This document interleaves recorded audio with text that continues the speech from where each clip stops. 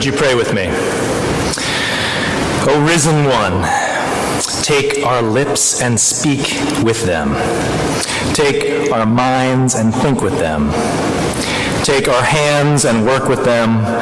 Take all of our senses and nourish them. And take our hearts and set them on fire with love for you and all of creation.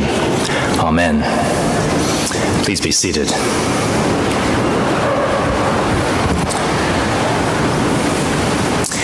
I've recently been enjoying some yoga.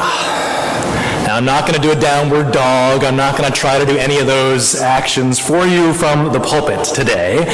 But in yoga, there's the invitation to notice our body. So I want to take a moment for us all to just pause and notice our body. Notice first the thoughts coursing through our mind that we carry with us this day. Thoughts of joy, of Easter eggs, of flowers, of children, but also thoughts of lingering stress, questions looming, anxieties lurking. Take a note also of what is on our heart this day, perhaps wonder, perhaps pain, hope, and desire. Notice these things in our bodies and take a moment to smile at all of them, reminding ourselves that we are created in the image of nothing short of God. Take a moment to look even deeper beyond our mind, our thoughts, our feelings, to the mechanics that undergird them. Take a note of its wild mystery, the millions of miracles taking place every moment without even our conscious thought. Muscles moving, contracting, expanding without even our thinking. Notice how our body knows when to blink its eyelids, when to move its diaphragm and produce breath in that calculated exchange of carbon dioxide and oxygen, and how to send lifeblood coursing to all needed destinations. All of this with some 7 octillion atoms at work without even our recognition.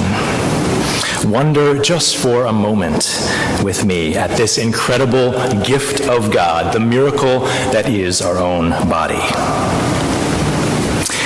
I then invite you to take with me that exact body in all its complexity, all its mystery, all its miracles, all its restrictions, and all its wild and differing abilities. Take that exact body with me along an ancient Palestinian road, early in the morning, on the first day of the week. Join your beloved footsteps with the beloved footsteps of the women in our gospel reading from Luke. Join them as they approach the tomb of Jesus. Notice how your body experiences this experience. These women, some of whom are named Mary Magdalene, Joanna, Mary, the mother of James, and others who are not, while from a faraway place and a faraway time, are surprisingly similar to each of us. They have the same synapses and neurons firing, muscles moving, cells swimming, breathing, and blinking automatically. And they too come to this moment with a range of emotion, feelings, and perhaps even non-feeling on that early dawn walk. Notice how Luke's Gospel's account of this first Easter is deeply embodied. It's a story richly rooted in the senses. We can smell the fragrant spices the women carry. We can imagine with them how they intend to touch the cold body of Jesus and embalm it with ointment. We can taste with them the salty tears that may have been streaking down cheekbones. We can see with them the rock-hewn tomb purchased by Joseph of Arimathea and the empty linen cloths.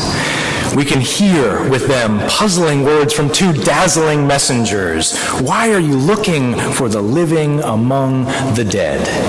Jesus is not here, but has risen. Resurrection of the body, embodied resurrection.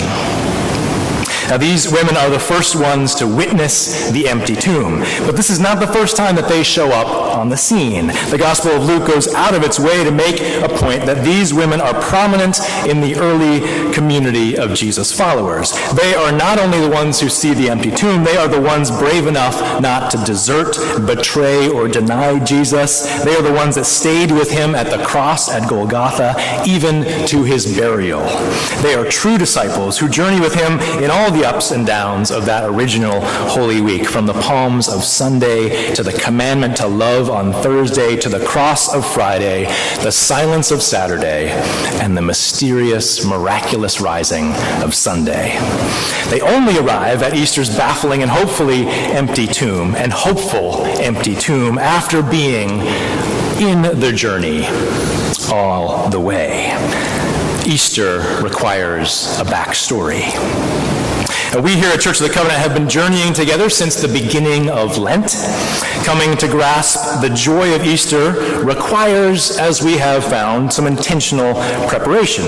And this Lent has been an opportunity for us to rediscover our own senses as keys to understanding how God nourishes us.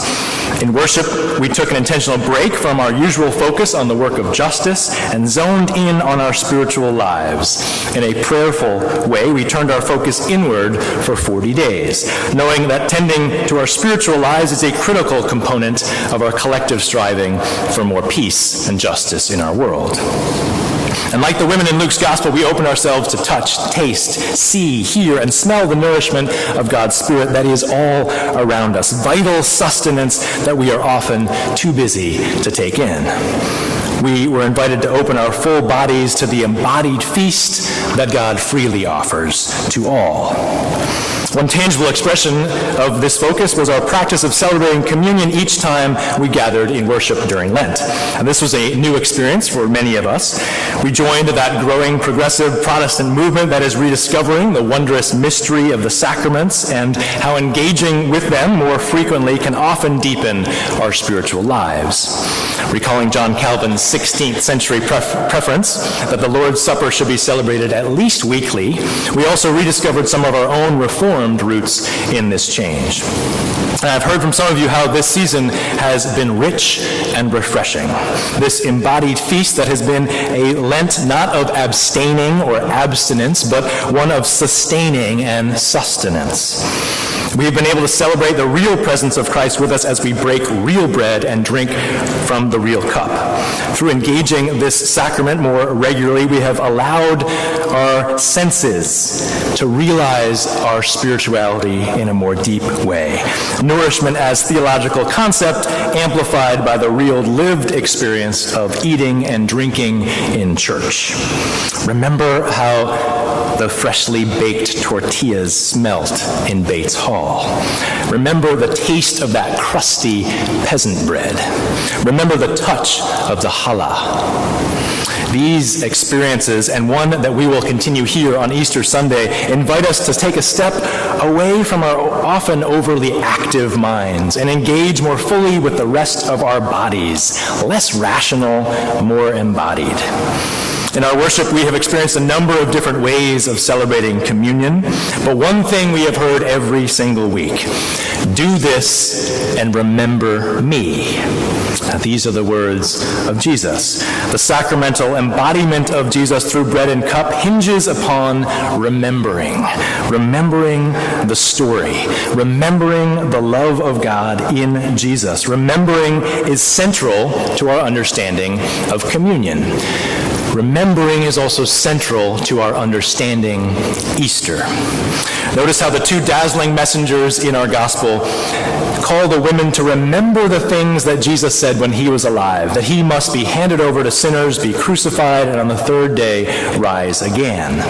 And it's only in remembering Jesus' words that the women begin to get the meaning behind the empty tomb.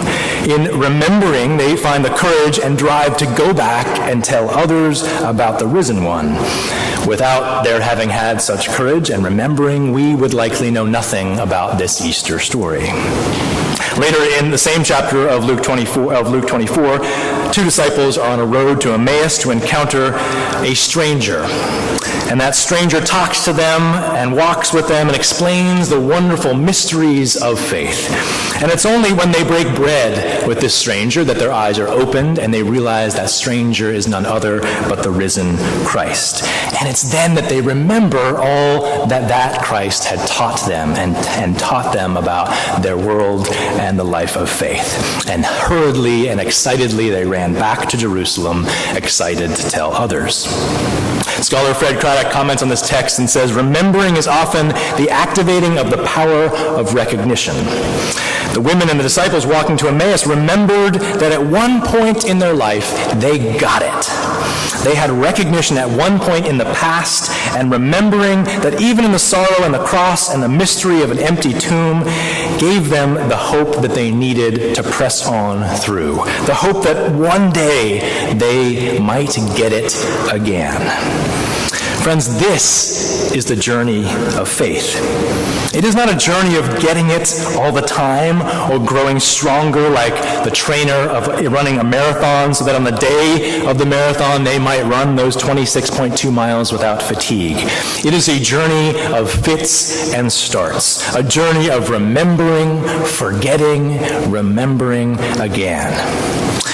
I chose to go to a Christian college in my undergraduate experience because I felt that I would focus in for 4 years of my life on my faith and build myself up so strong that I would then go out into the world and move mountains. Of course, this perspective was flawed for at least two reasons. College, first of all, is the real world. It is not sheltered from it. And second, faith is not purely something additive or constructive like math, at least for me. It's much more of a journey of peaks and valleys, of gains and losses. And that is why practices like communion are important to us, for not only in them are we asked to remember Jesus and to remember God's covenant of nourishment for all of creation, but it gives us something tactile to recall later in our week, later in our life. The taste of bread, the smell of cup. Our senses can bring us back to faith even in the struggles and valleys that we go through. Our reading from Isaiah this morning, read so well by Caitlin, speaks of the peaceable commonwealth that God is creating, where wolf and lamb shall feed together, and they shall not hurt or destroy on all God's holy mountain.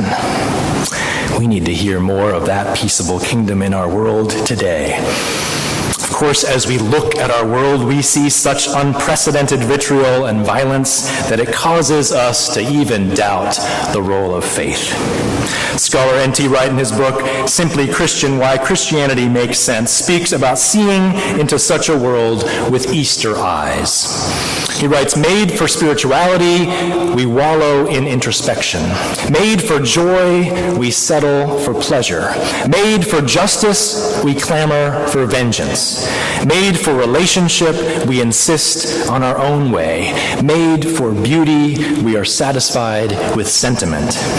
But new creation has begun. The sun shall begin to rise. Christians are called to leave behind in the tomb of Jesus Christ all that belongs to the brokenness and incompleteness of the present world. That, quite simply, is what it means to be Christian, to follow Christ into the new world, God's new world, which has been thrown open before us. Wright's invitation reminds us that the invitation of Easter is to leave behind the tombs of death and follow Christ. A new, peaceable commonwealth lies ahead and is already taking root. Such an invitation is, of course, no small thing. It requires a fundamental change of vision. It requires a revolution, a nonviolent revolution in our daily waking reality. Resurrection revolution. Certain voices in our highly divisive political arena in this country are talking a lot about revolution. Some are lifting up a similar nonviolent revolution of values in the spirit of Dr. King, who said we as a nation must undergo a radical revolution. We must shift from a thing-oriented society to a person-oriented society when machines and computers, profit motives, and property rights are considered more important than people. The giant triplets of racism, extreme materialism, and militarism are incapable of being conquered. But others, of course, in our political arena, which all too often feels more like a circus, on the opposite end of that spectrum are saying we need to revolt in a completely different way by building higher walls, responding to violence with more violence, respond to fear by excluding others, by banning entire religions and people groups, to remove all social safety nets that protect the poor while removing all regulations on the uber-rich, to build a society through racism, sexism, materialism, and obstructionism. It is shocking and stunning to hear such voices in this country that lifts up the values of liberation and God's presence. Such violent revolution is, of course, in stark contrast to the nonviolent Easter message. A resurrection revolution declares firmly and clearly that the way of love will always win over the way of hatred. It shows that decency, kindness, humility, and compassion are far better platforms from which to build a sustainable future. Such an Easter invitation will require all 5 of our senses, but it will also require a 6th sense, that of remembering the Spirit alive in the world. Remembering this sense allows us to see that God always rolls stones away from places that harbor death. Those dead places in our own hearts and the places in our world that fuel hatred, deception, suspicion, or rejection, marginalization, misogyny, judgment, or fear. Theologian Caroline Lewis writes about the need for us to allow Easter to change us and to confirm that the truth of kindness can be heard over the din of ruthless, callous, and vindictive rhetoric, to give witness to the fact that there is another way of being in the world, a way of being that is shaped by resurrection, that embodies anything and everything that is life-giving, a way of being that is so countercultural, so demonstrative of mercy, so exemplary of the truth of Easter that others will listen to us, watch us, and wonder about us. They will know that we are Christians by our love. Dear friends, the invitation for us this Easter is not to rationalize the empty tomb. The invitation for us is to embody the empty tomb, to move from our heads to our hearts, to use all 6 or more of our senses to remember that we are both called and empowered to leave behind the linen cloths of death and decay and follow Christ into a new world that is being created. In considering the miracle of resurrection, we are now invited back to the miracle that is our own body. And we are invited to rejoin those faithful women disciples on that ancient Palestinian road. But this time we are moving away from the empty tomb. We are moving away from death and toward the encounter of the living, risen Christ, to remember and proclaim the stories, to tell others, the stories of washing each other's feet, stories of liberation from oppression, stories of release for the captive, stories of recovery of inner vision. And our hearts are filled with hope and a renewed spirit and a renewed will to join God, to join the wolf, the lamb, the lion, and the ox in helping to create that peaceable commonwealth and the beloved community. As we walk, dear friends in faith, that hymn rises from within us. Christ is alive, no longer bound to distant years in Palestine, but saving, healing here and now, and touching every place and time. Christ is risen. Alleluia. Amen.